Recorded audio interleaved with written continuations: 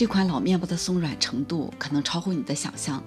我已经连着做了2个星期，不是因为失败，而是在找最适合夏天的简单做法。夏季做面包最大的挑战就是温度控制，掌握好了这一点，我们就成功了一半。经过各种尝试，我选择了液种发酵法。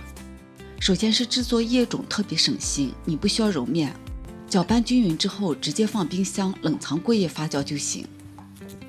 第2天你会看到这种状态，表面布满了密密麻麻的小气泡，这说明发酵很成功。接下来制作煮面团，除了黄油和盐以外的所有材料都和液种混合。记住一个关键点，一定要用冰水，这是夏季控温的要点。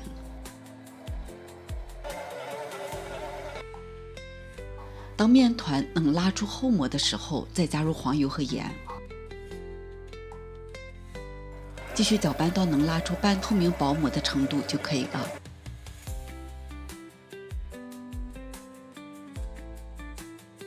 表层涂一层橄榄油来防粘保湿，然后密封放冰箱冷藏发酵。注意不要发过头，发到1.5倍的大小就停止，大概需要1小时左右。我们要为后面的整形预留时间。将面团分成12等份，手上沾点干面粉来防粘，依次滚圆。烤盘上先撒上面粉，再放面团，这个小技巧能防止后期擀面的时候粘底。密封，放冰箱松弛10分钟之后再来整形。手上蘸上干面粉，先轻轻地按压面团，再上下擀开。记住，案板上千万别撒粉，否则会边擀边回缩，特别麻烦。翻面后把底部打薄，从上往下卷，收口处捏紧。等做完最后一个，第一个也就松弛好了。取出第一个，先搓长，然后像这样绕2圈，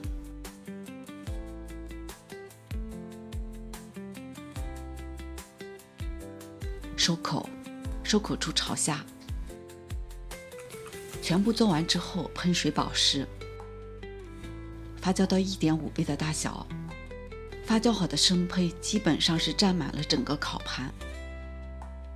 先把烤箱预热至上火175度，下火210度，放到中下层烤22分钟。最后5分钟要观察颜色，上色足，盖上锡纸。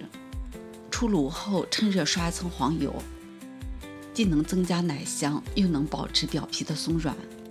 夏季用这个方法做面包其实很简单，用冷藏的液种再加上冰水控温，缩短易发的时间，跟整形让路。